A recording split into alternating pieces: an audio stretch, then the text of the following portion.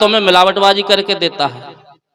उसे मूर्ति में भगवान के दर्शन हो रहे हैं, भगवान को पूज रहा है, भगवान के नाम पर वो अपनी दुकान भी खोला है, लेकिन भगवान के नाम पर उसको ये समझ नहीं आई कि जब ये कहा जाता है कि हर घट में भगवान का वास है, घट घट में भगवान है, राम है, तो जो आ रहा है मेरे पास ग्राहक के रूप में, क्या उसके अंदर भगवान नहीं है? यदि उसको मैं छल रहा हूं तो समझिए वो भगवान के साथ छलावा कर रहा है, भगवान को धोखा दे रहा है। और वास्तव में ये है बात तो कि आज जो इंसान के रूप में जो व्यक्ति है, ये वास्तव में भगवान का स्वरूप है।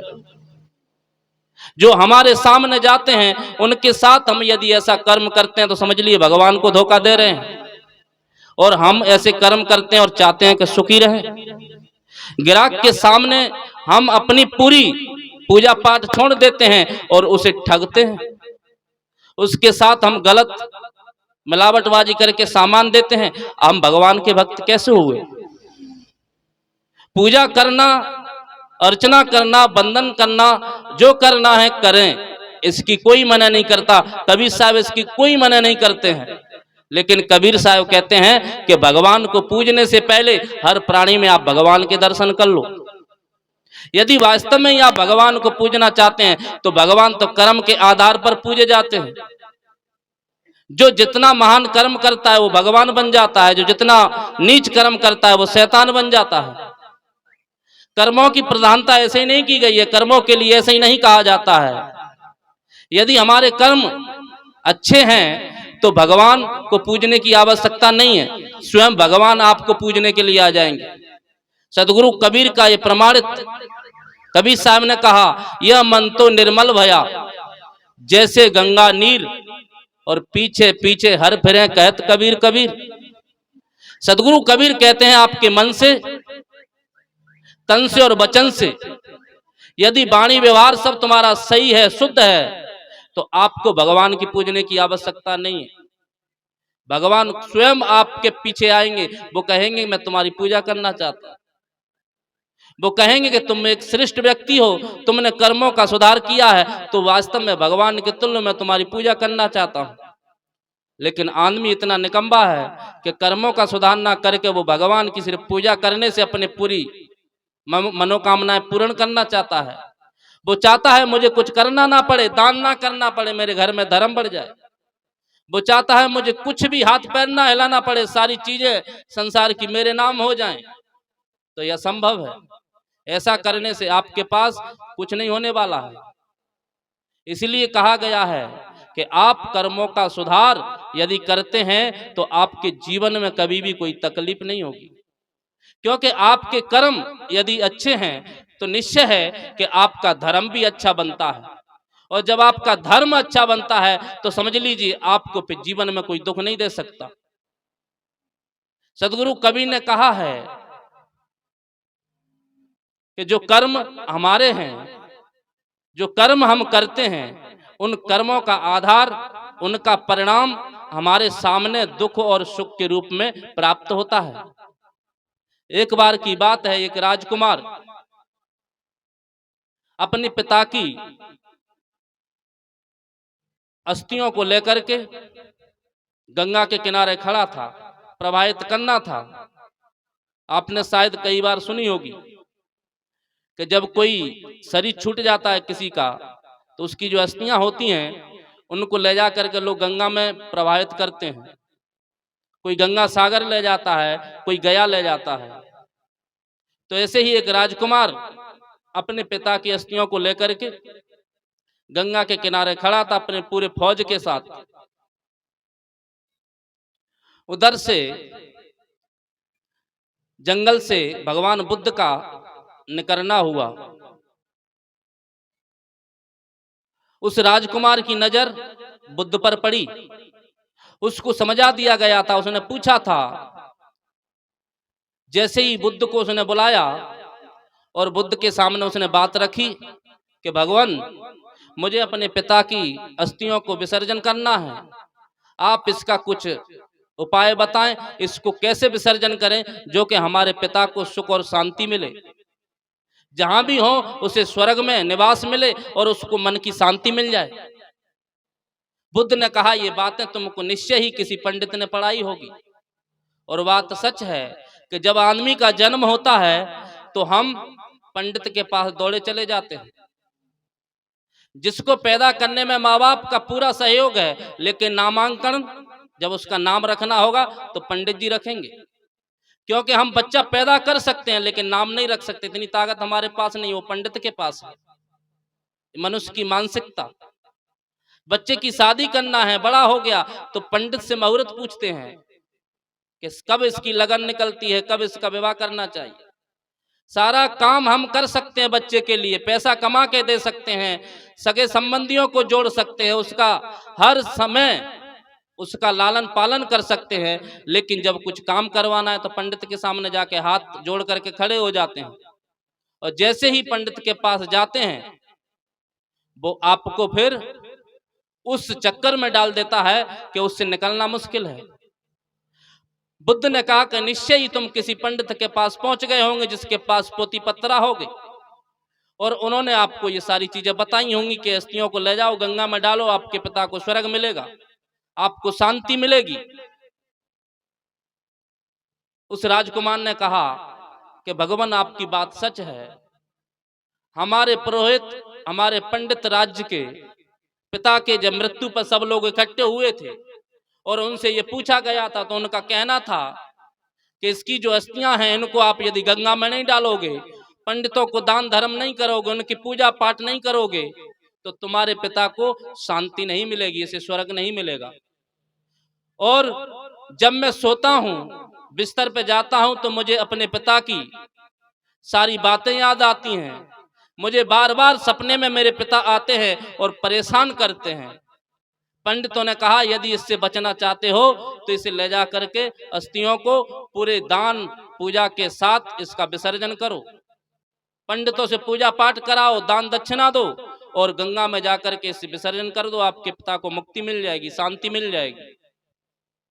बुद्ध ने कहा यहीं तुमसे गलती हो गई, यदि तुम किसी फकीर के पास चले जाते, किसी सन्यासी के पास चले जाते तो शायद आपको उसका सही रास्ता मिल जाता, लेकिन कोई बात नहीं। सामने बुद्ध आए, उन्होंने काफी समझाने का प्रयास किया, लेकिन राजकुमार को जो दड़ा दिया था पूरा पंडितों ने, वो मानने को तैयार नहीं था। उन्होंने कहा कुछ तो आप पूजा पाठ करिए, कुछ तो विधि विधान करिए जिससे वास्तव में मेरे पिता को स्वर्ग मिले। बुद्ध तार्किक बुद्धि के आदमी, बुद्ध जैसा ज्ञानी आदमी कभी किसी को कर्म कांड में फंसाने की बात तो दूर, वो कर्म कांड के पास से भी नहीं गुजरने दे।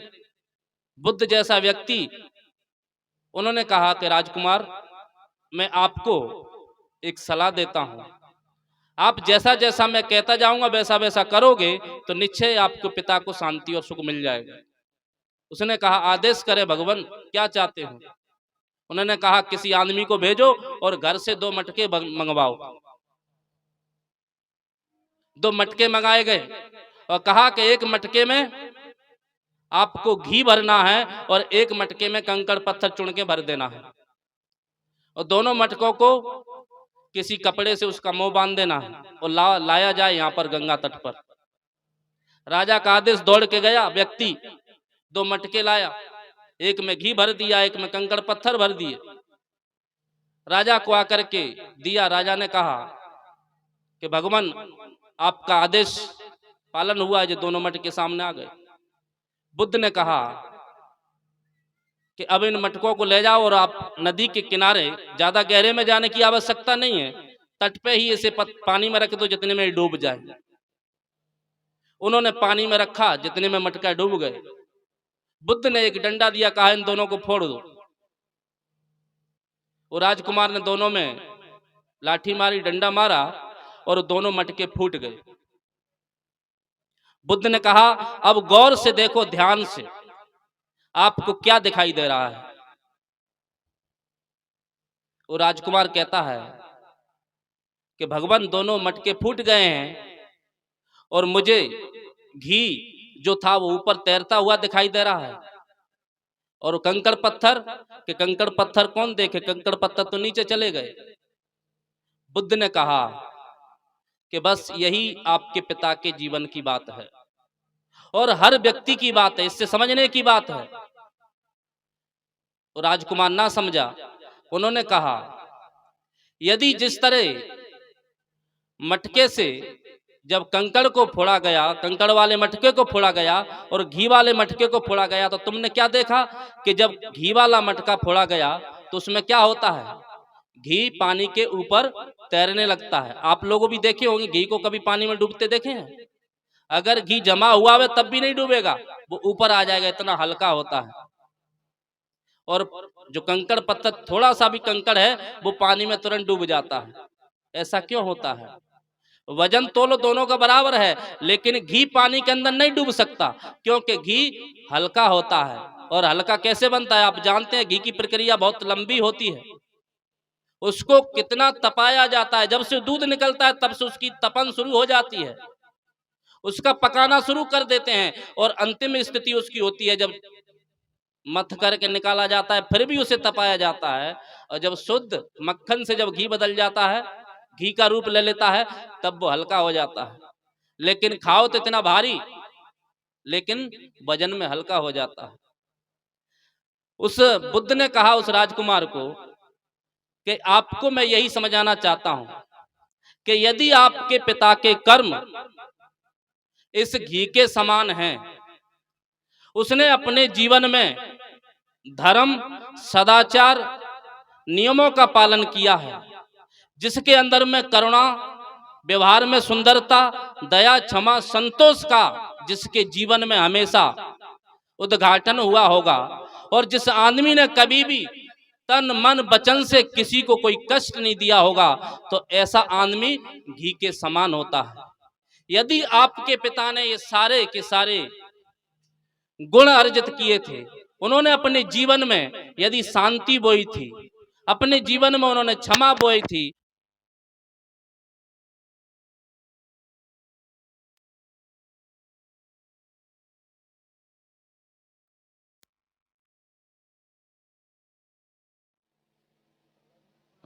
हेलो, यदि उसने अपने जीवन में कंकड़ पत्थर बोए हैं, तो मैं कितनी भी विधि विधान करूं तुम्हारे, अच्छा थोड़ी देर चलने भी दो तो क्या दिक्कत है जनरेटर। हेलो,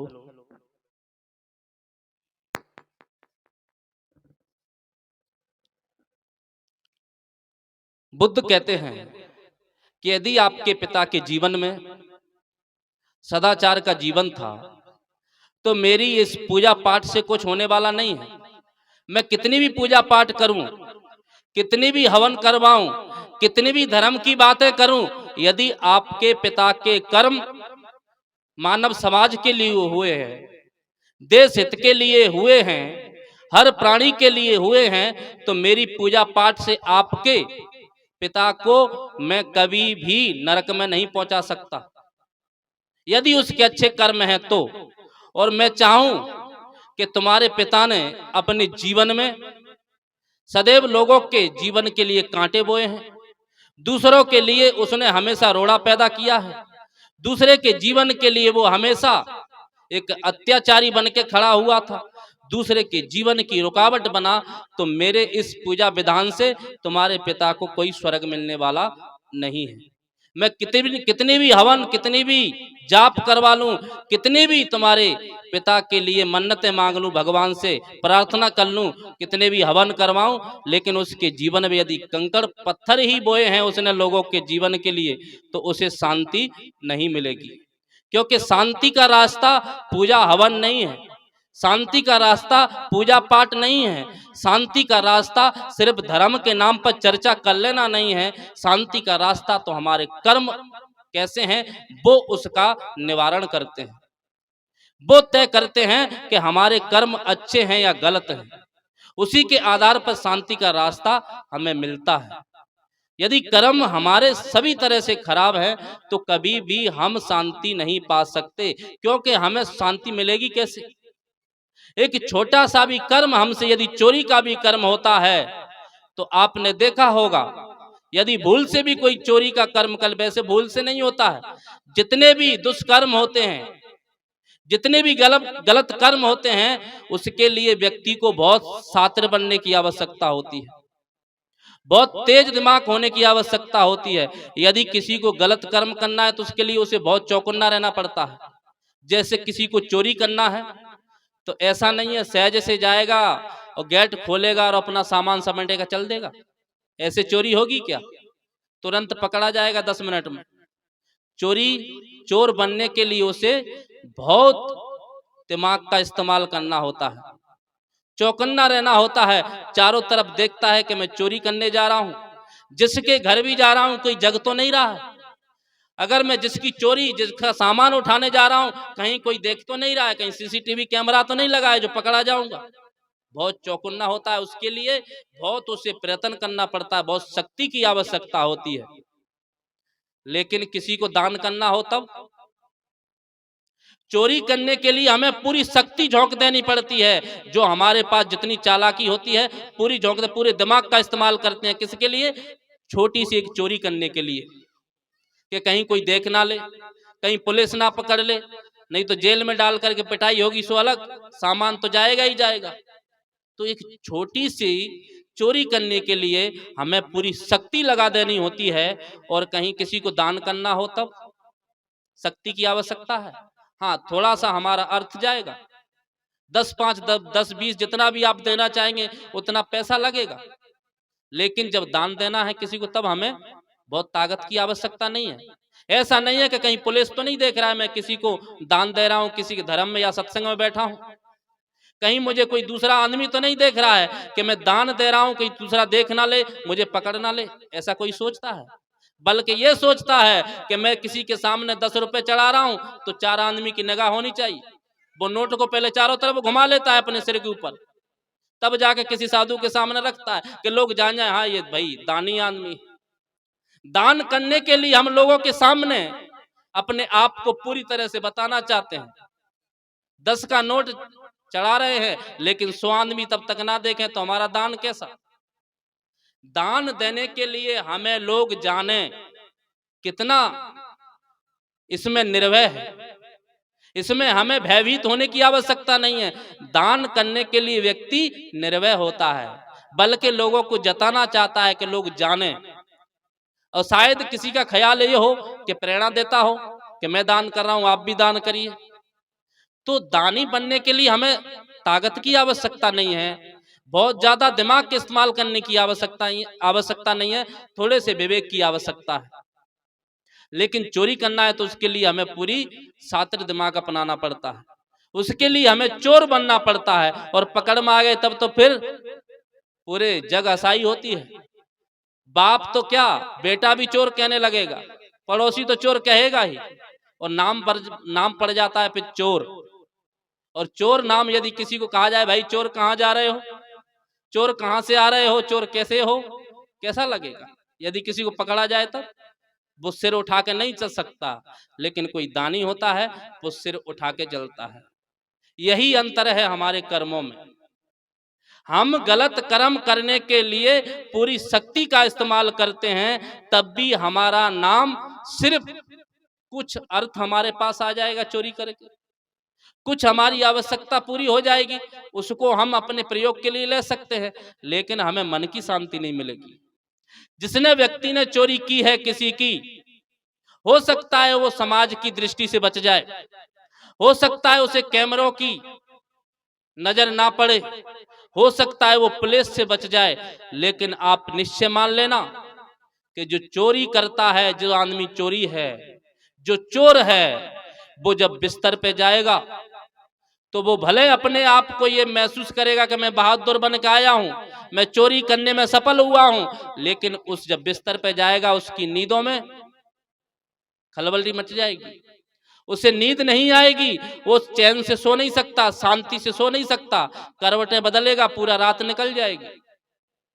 जो भी आदमी गलत कर्म करता है वो कभी भी अपने बिस्तर पे चैन से नहीं सो सकता, क्योंकि उसका गलत कर्म था, उसका कर्म उसे कभी चैन की नींद आने ही नहीं देगा, क्योंकि उसका मन उसे कभी सोने नहीं देगा। ये हमारा जो मन है, अर्थात अंदर आत्मा है, जो हमारा परमात्मा बैठा हुआ है। बाहर के लोग हमें क्षमा कर सकते हैं, बाहर के लोगों की दृष्टि से हम बच सकते हैं, लेकिन अंदर का जो परमात्मा है वो कभी हमें गलत करने पर क्षमा नहीं करता है। जब भी बिस्तर पे जाएंगे वो परमात्मा हमें सोने नहीं देगा, वो कचोड़ेगा, वो हमें डांट लगाएगा, वो हमारी नींद को उड़ा देगा, कहेगा तूने अमुक आदमी के साथ ये गलत कर्म किया है, तुझे सोने की कोई अब जरूरत नहीं है, तू बस नींदो नींद जाग, तुझे तो दुख भोगने की आवश्यकता है क्योंकि तूने अपने कर्म बिगाड़े हैं। जो आदमी कभी किसी के क्रोधित होता है, आप लोगों ने देखा होगा कि क्रोधित होने के लिए आदमी को कितनी शक्ति लगानी पड़ती है।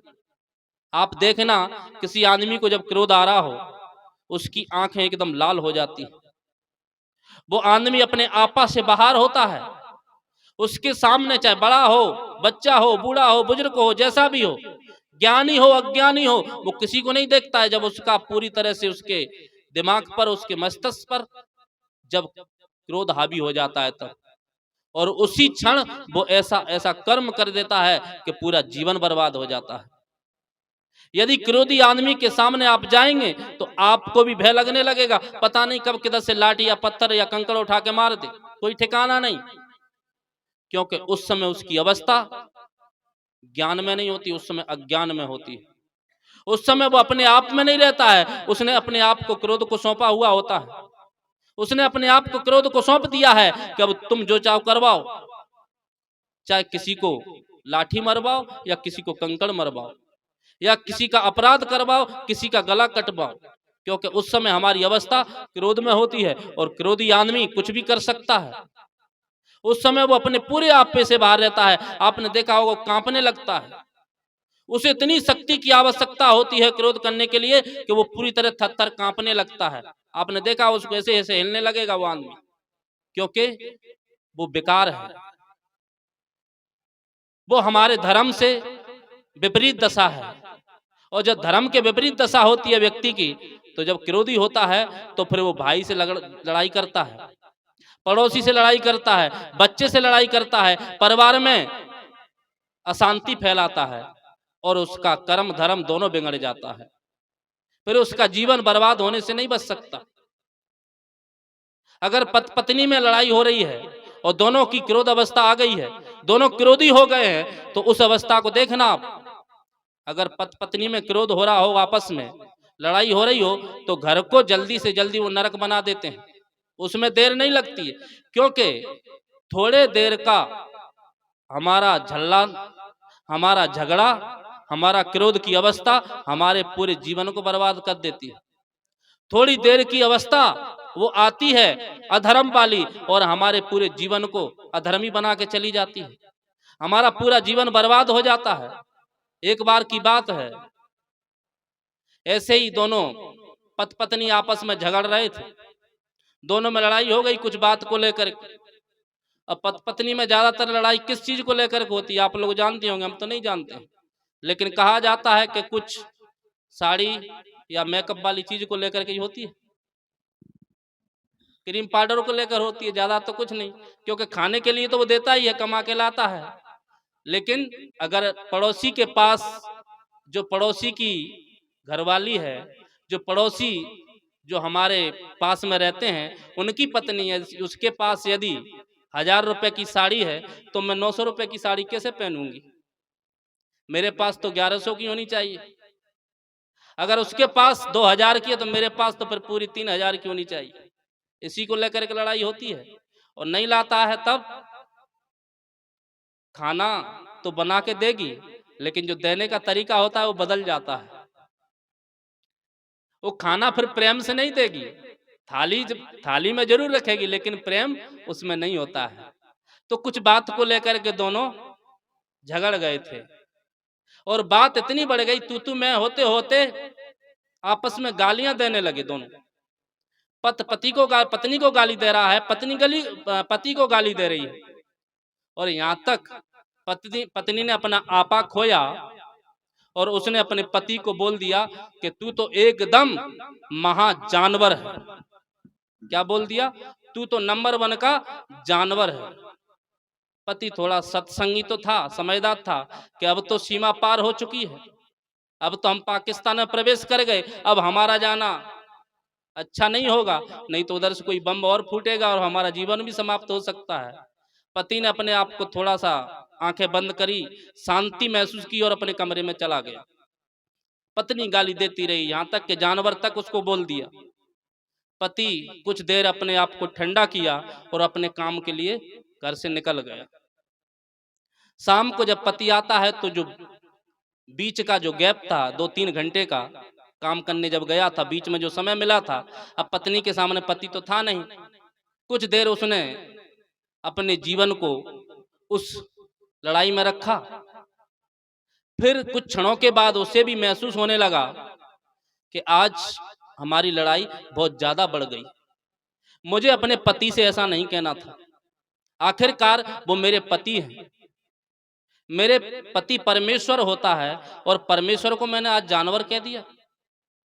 आप लोगों को एक बात बताऊं, पति को परमेश्वर क्यों कहते हैं?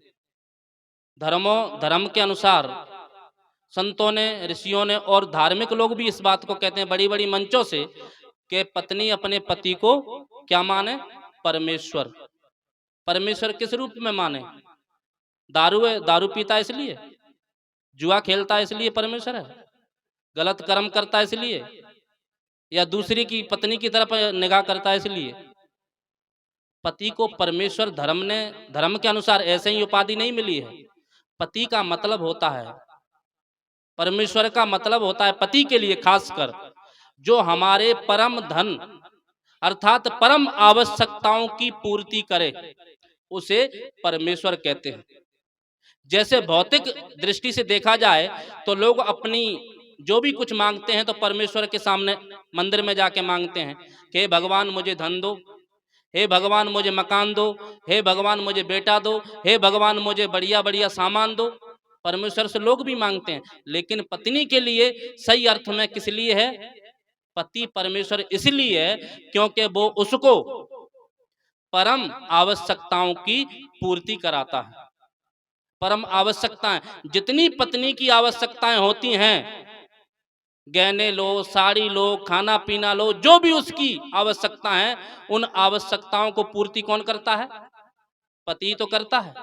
यदि साड़ी की आवश्यकता है आपको तो आप पड़ोसी से जाकर कहेंगे भैया मेरे लिए साड़ी ले आओ, और कहीं वो लाके दे दिया तब क्या होगा? बवाल हो जाएगा। किसी महात्मा से जाके कहोगे हमारे लिए साड़ी ले आना, किससे कहोगे? अपने पति से।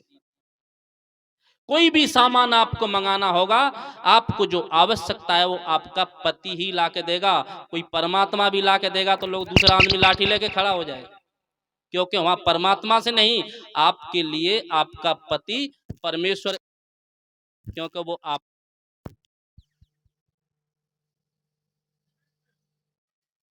परम आवश्यकताओं को पूरी करता है, इसलिए परमेश्वर है।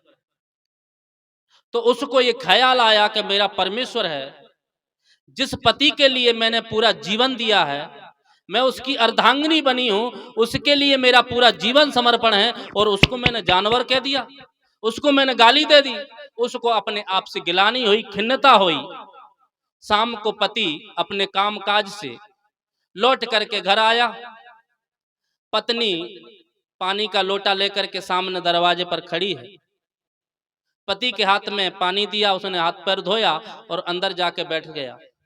पत्नी बगल जाके नीचे बैठकर उसके पैर पकड़ लेती है, कहती है कि पतिदेव मुझे क्षमा करना, उस समय मेरी क्रोध की अवस्था थी, मैं अज्ञानवश नहीं जान पाई, आपको मुझे जो कहना था वो नहीं, आपको मैंने जो कहा वो कहने योग्य नहीं था, वो मेरे चरित्र के, मेरे जीवन के और मेरे हर प्रकार से मेरे इस संबंध जो आपका और हमारा है इसके विपरीत था। आप मुझे क्षमा करें, मुझे आपको जानवर नहीं कहना था। पति मुस्कुराते हुए कहता है कि पगली तू पागल है, तूने मेरे को जानवर कह करके कोई गलत नहीं किया है, तूने तो वास्तविकता सामने रख दी, जो वास्तविकता है मेरी वो तूने सामने रख दी। ये तो मैं कब से चाहता था कि तुम मुझे को जानवर कहे। उसका और दिमाग चकड़ा है, हो सकता है पतिदेव अभी भी नाराज है, गुस्सा में है, इसलिए क्षमा तो नहीं कर रहे हैं, मुझे उलाहना दे रहे हैं। उसने कहा मैं उलाहना नहीं दे रहा हूं, मैं तुमको सही कह रहा हूँ, इसकी तो मुझे बहुत दिनों से प्रतीक्षा थी कि तुम मुझे कब जानवर का, और मैं प्रसन्न हूँ, और उसी प्रसन्न के कारण तो मैं बाहर चला गया था तुरंत।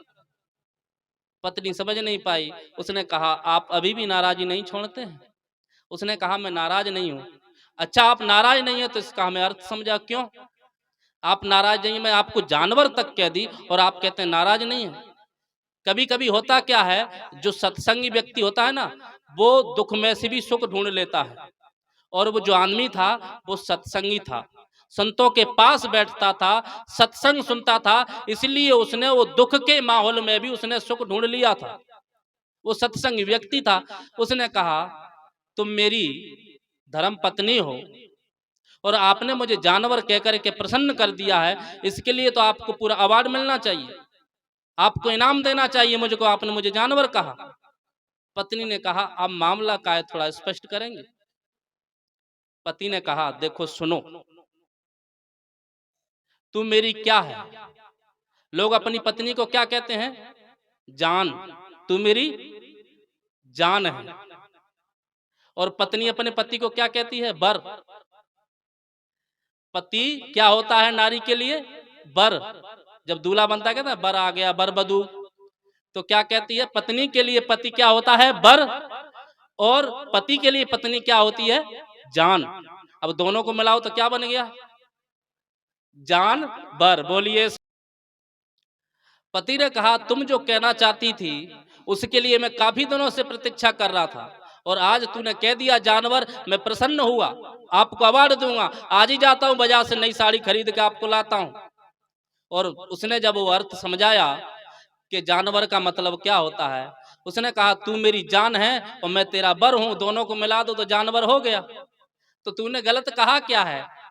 ये है दुख में से सुख निकाल लेने की बात। यदि दोनों हम सत्संगी हैं, पति पत्नी दोनों सत्संगी हैं, दोनों संतों का सानिध्य पाते हैं, सत्संग का सानिध्य पाते हैं, तो निश्चय है ऐसे घर को फिर स्वर्ग बनाने से कोई नहीं रोक सकता। जहां पर दोनों की टकराव हो रही थी, दोनों में लड़ाइयां हो रही थी, दोनों में झगड़े हो रहे थे, उसमें से भी पति यदि समझदार था तो उसने उसमें से भी सुख निकाल दिया, अर्थात दुख में से भी सुख निकाल लेने ना, ये विवेकवान व्यक्ति की बात होती है, सत्संगी की बात होती है। इसलिए कहा जाता है कि हमारे कर्म, हमारे धर्म हमारे अनुरूप हों, ना ही वो समाज के विपरीत हों, ना ही हमारे घर के विपरीत हों, ना ही राष्ट्र के विपरीत हों। जो भी हम कुछ करते हैं वो समाज के हित के लिए हों, परिवार के हित के लिए हों, राष्ट्र के हित के लिए हों। इसी में आपका ये जीवन पाना सार्थक हो सकता है। यदि हम अपने स्वार्थ के लिए कुछ भी चीज अर्जित करते हैं, स्वार्थ के लिए कुछ भी धर्म अधर्म करते हैं, समझ लीजिए उसमें हमें दुख ही मिलेगा, शांति नहीं मिलेगी। इसलिए निस्वार्थ होकर के अपने जीवन का हम पूरी तरह से पालन करें। ये जीवन मनुष्य का मिला है, इसको सार्थक बनाना है तो हमें धर्म में बनना होगा, अपने कर्मों का सुधार करना होगा, और जो भी लड़ाई झगड़े आपस में चलते हैं उससे ऊपर उठ के हमें ज्ञानी, समझदार और सत्संगी बन करके इस जीवन का हम पूरी तरह से यापन करें, पालन करें, तभी हमें शांति की महसूसी हो सकती है और हमें अच्छे रूप में शांति मिल सकती है। किसी पूजा पाठ से हमें शांति नहीं मिलेगी। सच्चे अमर हमारे कर्म हैं। किसी ने कहा है कि जो आदमी अच्छे कर्म करता है वही आदमी स्वर्ग जाता है। हम यदि स्वर्ग वास्तव में जाना चाहते हैं तो अच्छे कर्म करें। अगर अच्छे कर्म नहीं करेंगे तो हमारा जीवन तो नरक में है ही। जब अच्छे कर्म नहीं होंगे, सत्संगी नहीं होंगे तो लड़ाई झगड़े होंगे, हमारा जीवन नरक में रहेगा। इसीलिए हम लोगों को चाहिए कि अच्छे कर्म करते हुए अपने जीवन को निवारण करें और धीरे धीरे करते हुए, सत्संगी बनते हुए, ज्ञान में जीवन को जीते हुए अपने जीवन का कल्याण करें, शांति को प्राप्त हो। आप लोगों को बहुत बहुत धन्यवाद देते हुए अपनी वाणी